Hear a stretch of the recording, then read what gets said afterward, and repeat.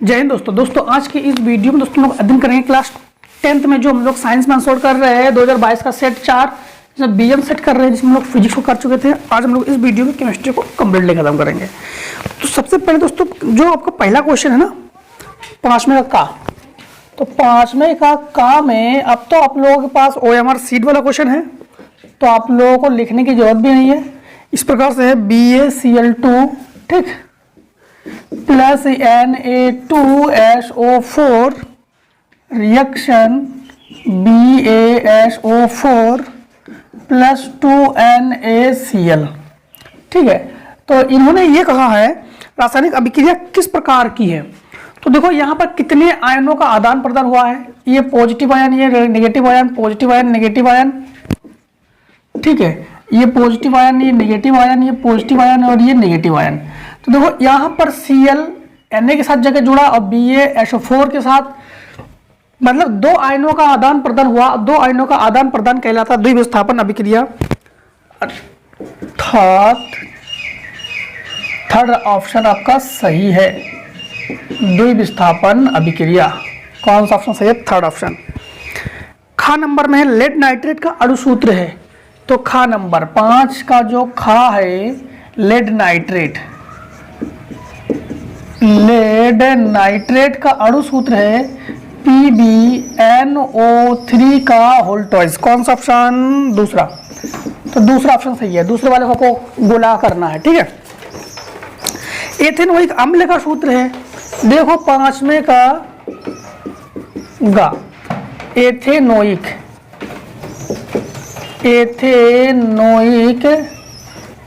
अम्ल का सूत्र है CH3COOH।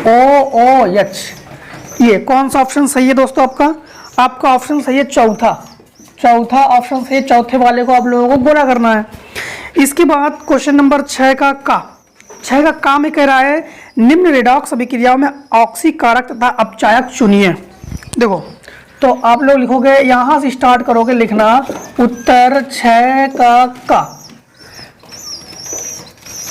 2H2S plus SO2 reaction 2S plus H2O। इसके बाद दूसरा आपके पास है I2, ये पहला है, ये दूसरा है I2 plus H2S reaction S plus 2HI। इसमें आपको ये बताना है कि ऑक्सीकारक और अपचायक किसका हो रहा है। देखो ऑक्सीकारक अपचायक जिसमें ऑक्सीजन जुड़ जाए, ठीक है, उसका ऑक्सीकारक होगा, और जिसमें ऑक्सीजन हट जाए उसका अपचायक होगा।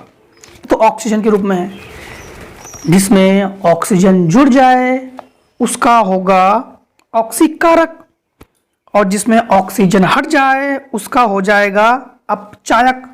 तो देखो जरा इसमें ऑक्सीजन किस में जुड़ रहा है, तो ऑक्सीकारक किसका हो रहा है, ऑक्सीजन किस में जुड़ा, तो ऑक्सीजन H में जुड़ा। देखो H में जुड़ा, तो H2 का हो गया है ऑक्सीकारक। अपचायक किसका हुआ? अपचायक ऑक्सीजन किससे हटा? यश से हटा, तो यश का हो गया अपचायक। इसमें देखो ऑक्सीकारक, इसमें उल्टा होता है, इसमें उल्टा नहीं, मतलब इसमें से हाइड्रोजन से हम लोग हाइड्रोजन से बताएंगे आपको, जिसमें से हाइड्रोजन हट जाए उसका होगा ऑक्सीकारक। तो हाइड्रोजन किससे हटा? यश से हटा, तो यश का हो गया ऑक्सीकारक। किस में जुड़ा? I में जुड़ा, तो I का हो गया अपचायक। I का हो गया अपचायक। तो ध्यान रखना कि हाइड्रोजन और ऑक्सीजन का रूल्स ही अलग है। ऑक्सीजन का जुड़ना ऑक्सीकारक, हाइड्रोजन का हटना ऑक्सीकारक। ठीक, अब देखो क्वेश्चन नंबर 6 का खा में ये कह रहा है खाने का सोडा बनाने की विधि का रासायनिक समीकरण और इसका उपयोग भी लिखिए। तो आप लोगों को हेडिंग डाल लेनी है खाने का सोडा। क्या हेडिंग डालोगे? खाने का सोडा। 6 का खा, तो उत्तर 6 का खाने का सोडा। इन्होंने ये कहा है कि खाने का सोडा बनाने की विधि तथा रासायनिक समीकरण तथा इसका उपयोग भी लिखिए। तो खाने का सोडा हम लोग कैसे बनाते हैं? सबसे पहले हम लोग क्या करते हैं, सोडियम क्लोराइड लेते हैं NaCl। सबसे पहले अच्छा, खाने का सोडा का सूत्र क्या है आपको बता दें तो ही आपको मजा आएगा बनाने में। खाने का सोडा का सूत्र होता है NaHCO3, सोडियम बाई कार्बोनेट। मतलब सोडियम कार्बोनेट तो लेना होगा आपको, बस नहीं लेते हो तो NaCl ले लिया हमने। अब CO3 मतलब CO2 तो लेना होगा आपको, कार्बन डाइऑक्साइड लेना होगा। तो हम लोग ले लिया कार्बन डाइऑक्साइड प्लस जल भी लेना होगा H2O प्लस इसके साथ अभिक्रिया NH3 रिएक्शन बनेगा क्या, NaHCO3। खाने का सोडा तो बनेगा ही, क्या बनेगा, खाने का सोडा। तो NaHCO3 प्लस अब NH3 जो है इसका एक H लेते थे वो, फिर समझो ये Na हो गया, ये Na हो गया, इसका एक H आ गया, इसका एक H आ गया, इसका C, इसका C, इसका O2 और इसका O, तो CO3 कंप्लीट हो गया। अब इसका N बचा तो NH3 बचा और इसका एक H बचा तो एक H बचा तो NH4 हो गया और इसका Cl तो ये हो गया NH4Cl। तो ये हो गया हमारे पास खाने का सोडा, ये हमारे पास क्या हो गया, खाने का सोडा। और ये हो गया हमारे पास अमोनियम क्लोराइड। ठीक, अब हम लोग को इसको आप लोग लिखना कैसे है, प्रयोगशाला में सोडियम क्लोराइड और अमोनिया के साथ कार्बन डाइऑक्साइड और जल प्रवाहित करते हैं। प्रयोगशाला में सोडियम क्लोराइड और अमोनिया के जलीय विलयन में कार्बन डाइऑक्साइड प्रवाहित करते हैं तो हमें खाने का सोडा प्राप्त होता है। इतना आपको लिखना है। इसके अलावा इसमें और भी क्या पूछा है, खाने का सोडा बनाने की विधि, रासायनिक समीकरण, तो विधि आप लोग लिख लेना, रासायनिक समीकरण हमने लिख दिया है। इसका उपयोग लिखिए, तो उपयोग तो हेडिंग आपको हेडिंग डालोगे उपयोग, इसका कितने उपयोग है इसका उपयोग लिखिए। तो एक ही उपयोग आप लिख दो या दो उपयोग लिख दो। नंबर 1 खाने का सोडा, तो जैसे घर में स्वादिष्ट पकवान बनाने में इसका प्रयोग करते हैं, स्वादिष्ट पकवान जैसे ब्रेड पकौड़ा को आदि बनाने में। केक जो होता है, केक को फुलाने में भी हम लोग खाने का सोडा का प्रयोग करते हैं। ठीक, पेट की अम्लता को दूर करने के लिए भी खाने का सोडा प्रयोग करते हैं। वैसे एक लिखना है आप लोग। इसके बाद क्वेश्चन नंबर 6 का गा, तो आप लोग लिखोगे उत्तर 6 और गा, उत्तर 6 और गा। इसमें लिखोगे आप लोग आधुनिक आवर्त नियम से क्या समझते हैं, तो आप लोग हेडिंग डाल लेना आधुनिक आवर्त नियम। ध्यान देना, इस नियम के अनुसार तत्वों को उनके भौतिक तथा रासायनिक गुणों के आवर्ती फलन होते हैं। परमाणु क्रमांकों के, परमाणु क्रमांकों के आवर्ती फलन होते हैं। मतलब समझना, थोड़ा सा लिख दिया है, बता दे रहे। आधुनिक आवर्त नियम क्या? आधुनिक आवर्त नियम के अनुसार तत्वों के उनके भौतिक और रासायनिक गुणों के आधार पर, तत्वों को उनके भौतिक तथा रासायनिक गुणों के आधार पर उनके परमाणु क्रमांकों के आवर्ती फलन होते हैं। इसे आधुनिक आवर्त नियम कहते हैं। आधुनिक आवर्त नियम में तत्वों को परमाणु क्रमांकों के आधार पर रखा गया है। क्रमांक 1 के बाद 2 के बाद 3 के बाद 4 के बाद 5, ऐसे बाई से दाई और बढ़ते हम लोग क्रम इस प्रकार से। ठीक, तो हम लोग जिस सेट 5 में भी बताया था आप लोगों को, बाई से दाई जाने पर परमाणु क्रमांक, परमाणु त्रिज्या में कमी होती है, ऊपर से नीचे आने पर परमाणु त्रिज्या वृद्धि होती है। ये तो पढ़ा दिया हमने। तो आधुनिक आवर्त नियम क्या है? तत्वों के भौतिक और रासायनिक गुण के आधार पर तत्वों को उनके परमाणु क्रमांक के आधार पर रखा गया है। इन्हें आधुनिक आवर्त नियम कहते हैं। फिर आवर्त सारणी किस वर्ग में ऊपर से, आवर्त सारणी के किसी वर्ग में ऊपर से नीचे आने में परमाणु त्रिज्या में क्या परिवर्तन होगा? तो परमाणु त्रिज्या में कमी होगी, सॉरी वृद्धि होगी, वृद्धि होगी। क्योंकि हम लोग जानते हैं बाएं से दाएं जाने पर, इधर से इधर जाने पर परमाणु त्रिज्या में कमी आती है, क्योंकि उस समय इलेक्ट्रॉनों की संख्या वृद्धि होती है, प्रोटॉनों की संख्या वृद्धि होती है, तो परमाणु त्रिज्या में कमी हो जाती है।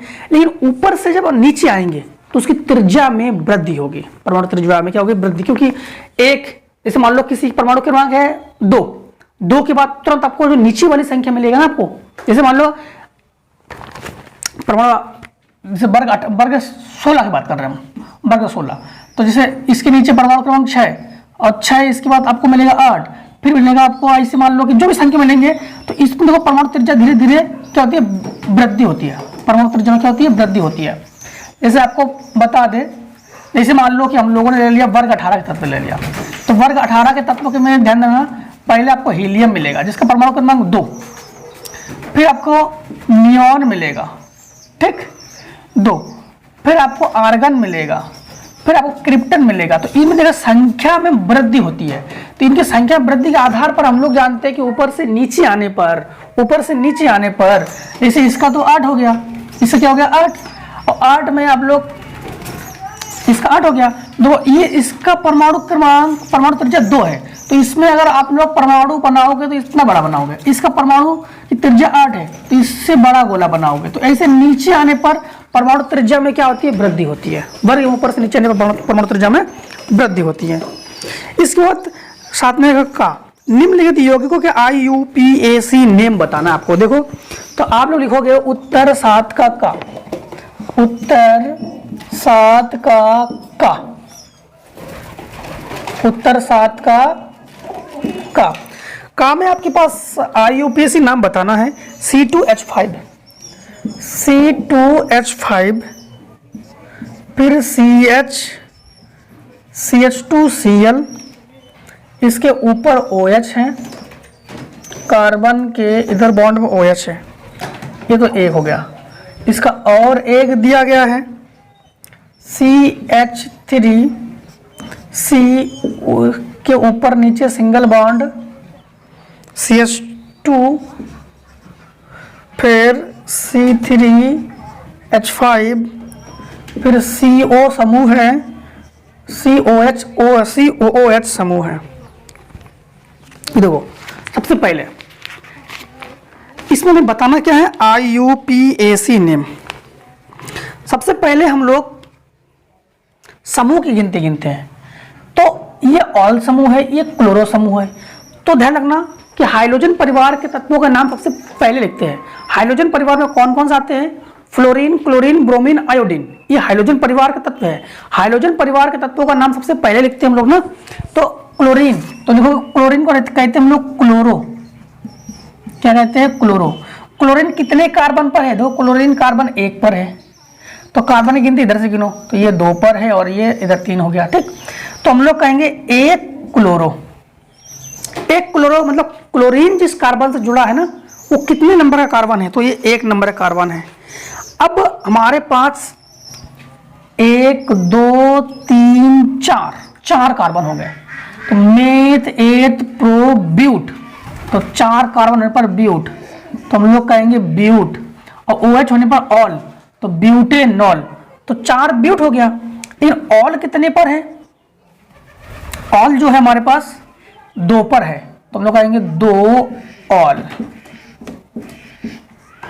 1 क्लोरो ब्यूट 2 ऑल, चलो हो गए 1 क्लोरो ब्यूट 2 ऑल।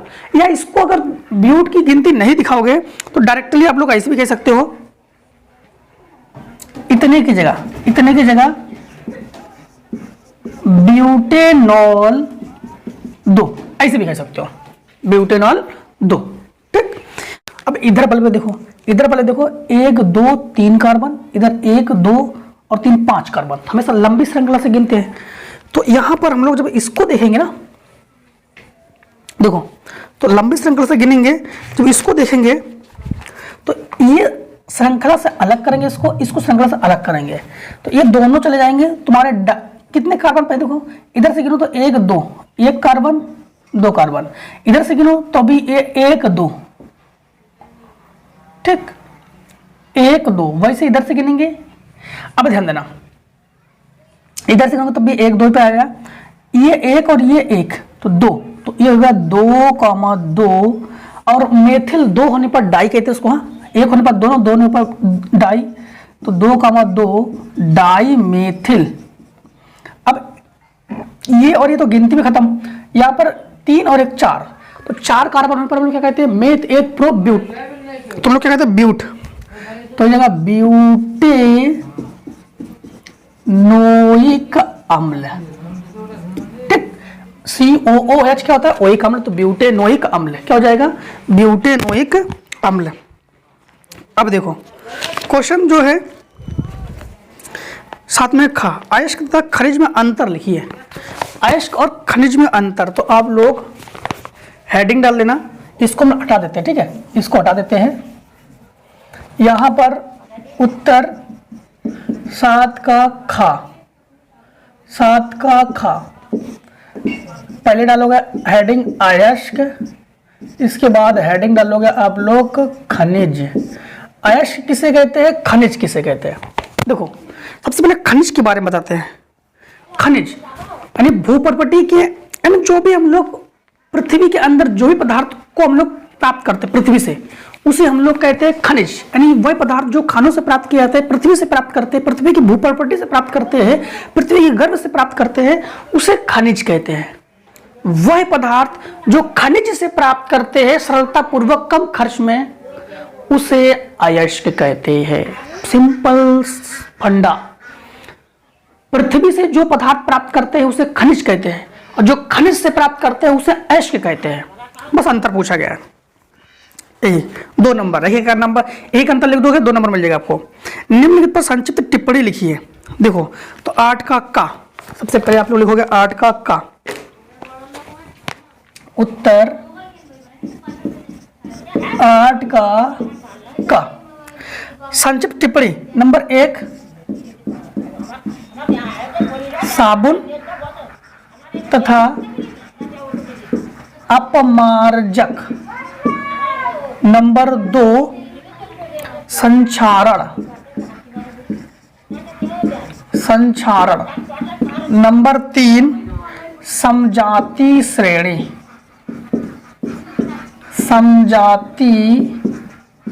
श्रेणी, तो सभी आंसर आपको स्क्रीन पे दिखा दिए जाएंगे, ठीक, सभी आंसर। सबसे पहले आपको बता साबुन तथा अपमार्जक। संक्षिप्त टिप्पणी, साबुन क्या है, साबुन जो है उच्च मोनो कार्बोक्सिलिक अम्लों, यानी उच्च अणु भार वाले मोनो कार्बोक्सिलिक अम्लों या तेलों बसाओं का मिश्रण है। यानी साबुन का सूत्र क्या होता है, C17H35COO Na की जगह क्या लिख सकते हो, तो सोडियम या पोटेशियम का ये लवण होता है। साबुन जो है वो तेल या बसा को सोडियम हाइड्रोक्साइड, तेल ले लो या बसा ले लो, को सोडियम हाइड्रोक्साइड यानी NaOH, सोडियम हाइड्रोक्साइड के साथ जब हम लोग गर्म करते हैं, तेल या बसा उच्च कार्बोक्सिलिक, उच्च अणु भार वाले मोनो कार्बोक्सिलिक अम्लों के तेल या बसा को अगर हम लोग NaOH के साथ यानी सोडियम हाइड्रोक्साइड के साथ गर्म करते हैं, तो उससे हम लोग साबुन भी प्राप्त करते हैं, उससे हम लोग ग्लिसरॉल भी प्राप्त करते हैं, ठीक है, इसे हम लोग साबुन कहते हैं। तो सिंपल तरीके से हम लोग क्या लिखोगे, सिंपल तरीके से लिखोगे उच्च अणु भार वाले मोनो कार्बोक्सिलिक अम्लों के सोडियम या पोटेशियम लवण को जब NaOH के साथ गर्म करते हैं तो उसे साबुन कहते हैं। इस अभिक्रिया को साबुनीकरण भी कहते हैं। संक्षारण, जब धातु का नष्ट होना क्या कहता है, संक्षारण, जब धातु अम्ल या आर्द्रता या नमी या वायु के संपर्क आने पर वो नष्ट होने लगते हैं, धातु के नष्ट होने के इस गुण को हम लोग क्या कहते हैं, संक्षारण कहते हैं। धातु के इस गुण को हम लोग क्या कहते हैं, संक्षारण कहते हैं। समजाति श्रेणी किसे कहते हैं, वह श्रेणी जिसमें कार्बन श्रृंखलाओं में एक ही क्रियात्मक समूह द्वारा, वह कार्बन श्रृंखला यानी वह कार्बन श्रृंखला की वह श्रेणी जिसमें कार्बन जो है वो एक ही क्रियात्मक समूह द्वारा प्रतिस्थापित किए जाते हैं या बनाए जाते हैं, उसे समजाति श्रेणी कहते हैं। इस श्रेणी में अंतर चेक करना होता है, अंतर CH2 का होता है। फिर से एक बार, संचरण किसे कहते हैं, सॉरी संचरण नहीं, समझाती, समझाती श्रेणी किसे कहते हैं, कार्बन की वह श्रृंखला जिसमें हाइड्रोकार्बन, कार्बन की वह श्रृंखला इसमें कार्बन हाइड्रोकार्बन की क्रिया एक ही क्रियात्मक समूह द्वारा प्रतिस्थापित किए जाते हैं, बनाए जाते हैं, तैयार किए जाते हैं, उसे हम लोग समझाती श्रेणी कहते हैं। यानी समान जाति की श्रेणी, मतलब इस श्रेणी में जब भी देखना तो इसमें आपको CH2 का अंतर मिलेगा, SCH3 का अंतर मिले, SCH4 का मतलब अंतर सेम का मिलना चाहिए, तो CH4 वगैरह को नहीं मिलता है, CH2 का ही अंतर मिलता है। ठीक है, इसे कहते हैं समझाती श्रेणी। बात वगैरह आप लोग स्क्रीन पे देख लिया होगा आप लोगों ने। इसके बाद क्या होता है जब अगर ये नहीं करना है तो आपको क्या तो जब करना है, तो नंबर 1 यानी 8वें का देखो, 8वें का अथवा, तो आप लिखोगे उत्तर 8 लिखोगे और अथवा लिखोगे। Number 1, number 2, number 3, number 4, number 5, कितने हैं, 6 7 है, 6 7। देखो एथेनॉल को क्षारीय पोटेशियम परमैंगनेट के साथ गर्म करते हैं। एथेनॉल, एथेनॉल का फार्मूला क्या होता है, C2H5OH प्लस क्षारीय पोटेशियम परमैंगनेट K2Cr2O7। ये फार्मूला किसका है, पोटेशियम परमैंगनेट का, पोटेशियम परमैंगनेट का, सॉरी दोस्तों ये पोटेशियम डाइक्रोमेट का हो गया। किसका हो गया, पोटेशियम डाइक्रोमेट का। पोटेशियम परमैंगनेट का आपको बता दें कि K1O4 होता है।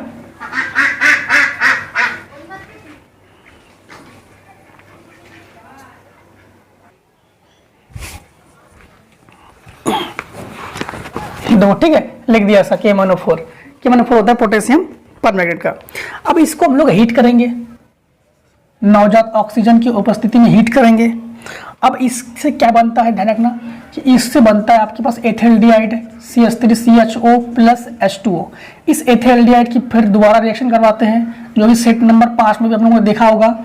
यहाँ पर K2Cr2O7 लिया था, उससे भी यही बनता है और K1O4 से भी यही बनेगा। ठीक, अब ये हो जाएगा CH3CHO प्लस, नवजात ऑक्सीजन से दोबारा क्रिया करवाएंगे और एथेनोइक अम्ल हम लोग प्राप्त कर लेंगे। ठीक, तो ये जाएगा CH3COOH प्राप्त कर लेंगे। मतलब इसका ध्यान देना कि C 2 बार, तो एक बार 2 बार ले लेते हैं, और ये जो आपके पास H5 है ना, ये H जो है प्रतिस्थापित होकर O के साथ क्रिया करके H2O बन जाता है, ये OH, और इसका एक O इसके साथ आके इस प्रकार से CH3CHO का निर्माण होता है। इसका दोबारा हम लोग नवजात ऑक्सीजन की क्रिया कराते हैं तो हमें ये प्राप्त हो जाता है। ठीक है, अब देखो इसके बाद दूसरा क्या कह रहा है, एथेनॉल को सल्फ्यूरिक अम्ल के साथ गर्म करते हैं इतने डिग्री पर। एथेनॉल का होता है C2H5OH, सल्फ्यूरिक अम्ल का H2SO4, रिएक्शन के ऊपर कितना है 160 से 170 डिग्री, तो 160 से 170 डिग्री सेंटीग्रेड, ठीक, पर गर्म करते हैं। अब देखो एथेनॉल को जब भी गर्म करेंगे ना हम लोग, किसकी उपस्थिति में, इसको रिएक्शन के ऊपर भी लिख सकते हैं, नीचे भी लिख सकते हैं, प्लस में भी लिख सकते हैं। इसकी उपस्थिति में गर्म करते हैं, सल्फ्यूरिक अम्ल बहुत हीट होता है, इसमें बहुत हीट होता है, तो इसमें आप लोग एथेन का निर्माण करते हैं। एथेन का मतलब जानते हो, जब भी गर्म करेंगे तो इसका OH तो खत्म, OH बाष्प बन के उड़ेगा जल के रूप में, तो ये बनेगा हमारे पास CH2 डबल बॉन्ड CH2, ध्यान देना, C 2 बार C 2 बार, H 4 बार, इसका एक H, इसका OH क्या बन गया H2O, H2O1 के बुम खत्म, गर्म है ना। इसको काम करो, इसको रिएक्शन के नीचे ही लिखो, इसको रिएक्शन के नीचे लिखो, H2SO4 160 डिग्री से 170 degree centigrade, CH2 double bond CH2 ये एथिलीन है, और प्लस H2O ये हीट कर रहा है। ठीक, तीसरा एसिटिक अम्ल सोडियम कार्बोनेट से विक्रिया करता है। एसिटिक अम्ल का फार्मूला क्या होता है CH3COOH, सोडियम कार्बोनेट का Na2CO3, रिएक्शन जब भी होगा Na किसको हटाता है, OH को हटाएगा, या तो NaH को हटाएगा, H को, Na किसको हटाएगा, H को। तो यहां पर आपके पास क्या होगा समझना थोड़ा सा, CH3COONA, H को हटा दिया, H ने इसका H ने इसका एक O ले लिया तो क्या बन जाएगा H2O, और इसके पास बचा CO2, तो ये हो गया CO2। बैलेंस करना पड़ेगा। क्या करना पड़ेगा आपको? बैलेंस करना पड़ेगा। जब बैलेंस करोगे तो 2 का गुणा इसमें कर देना, 2 का गुणा इसमें कर देना आप लोग, ठीक है, और बैलेंस हो जाएगा आपका। बैलेंस हो गया क्या? फिर से देख लेते हैं। बैलेंस नहीं हो गया। यहाँ पर Na 2 बार 2 का गुणा कर दिया, ये 2 बार हो गया तो 2 का गुणा इधर भी कर दो तो बैलेंस हो गया।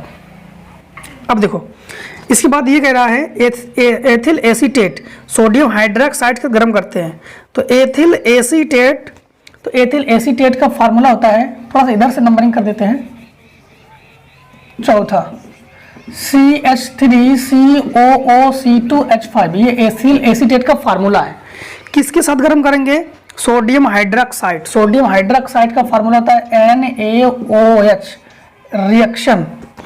Na किसको हटाएगा? C2H5 को खल्लास कर देगा यह, तो CH3COONA, C2H5 और OH, तो ये बन जाएगा C2H5OH। खत्म रिएक्शन इसका। इसके बाद एथिल एल्कोहल सोडियम धातु की क्रिया करता है। एथिल एल्कोहल का फार्मूला क्या होता है? C2H5OH प्लस सोडियम का Na किसको खल्लास? H को खल्लास, तो ये जाएगा C2H5ONA प्लस H2। बैलेंस करना पड़ेगा, 2 का गुणा इसमें कर दो, 2 का गुणा इसमें कर दो, 2 का गुणा इसमें कर दो, ठीक। तो ये हो गया सोडियम फिनॉक्साइड। नामकरण इस सोडियम फिनॉक्साइड, ये सोडियम एसीटेट, ये सोडियम एसीटेट, ये एथिलीन, ये एथेनोइक अम्ल, ठीक। इसके बाद एथिल एल्कोहल को अम्लीय पोटेशियम डाइक्रोमेट का गर्म किया था। इसका रिएक्शन भी हमने सेट 5 में बताया था, तो 5 का कुछ अलग है, इसमें कुछ अलग बता रहे हैं। देखो दोनों ही आपको परफेक्ट है। एथिल एल्कोहल है, तो एथिल एल्कोहल का क्या है? C2H5OH plus potassium dichromate K2Cr2O7 reaction, K2Cr2O7। फिर इसको हीट कर रहे हैं, तो इसको कर रहे हैं हम लोग गर्म कर रहे हैं। किसकी उपस्थिति में गर्म करेंगे? H2SO4 की उपस्थिति में गर्म करेंगे, ठीक। जब गर्म करेंगे है ना, तो आपके पास C2H5 और OH को तो आप लोग हटाओगे, OH इसका O से क्रिया करके H2O तो पक्का बनेगा। और देखो क्या बनेगा इसमें इसमें आपका, इसको लिखो पहले, CH3CHO तो बनता ही है, CH3CHO बनता है, तो CHO आपको याद रखना है CHO है, और इसका एक O तो COOH बनेगा। इस रिएक्शन में चाहे आपके पास इसके साथ पोटेशियम परमैंगनेट की क्रिया करवाओ और चाहे पोटेशियम डाइक्रोमेट की क्रिया करवाओ, आपके पास एथेनोइक अम्ल बनता ही है। एथेनोइक अम्ल को हमने बना दिया, ठीक। अब plus K2SO4 potassium sulphate, K2 इसका SO4 तो क्या हो गया? Potassium sulphate. अब हमारे पास क्या बचा? हमारे पास जो H है बचा और इसका O बचा, तो मिलकर हो जाएगा H2O। बैलेंस करने की जरूरत नहीं है, बैलेंस है ये, ठीक है, बैलेंस है, बैलेंस है, बैलेंस है, ठीक है। बच्चे कर लेते हैं बैलेंस है नहीं, फिर भी यहां पर C 2 बार, H5 एक 6 बार। पहले तो बैलेंस नहीं करना है क्योंकि रिएक्शन हम लोगों ने इसके साथ नहीं करवाया है, तो बैलेंस करने की जरूरत नहीं है। बाद बाकी आपके सेट में बैलेंस करके दिखा दिया गया, आपके जो सेट है क्या आंसर है उसमें बैलेंस करके दिखा दिया गया है, तो आपको बैलेंस करने की जरूरत भी नहीं है इसमें, ठीक। 3 का गुणा, 2 का गुणा, 3 का गुणा, 2 का गुणा, 11 का गुणा, चलो ठीक है। इसके बाद 7वां नंबर,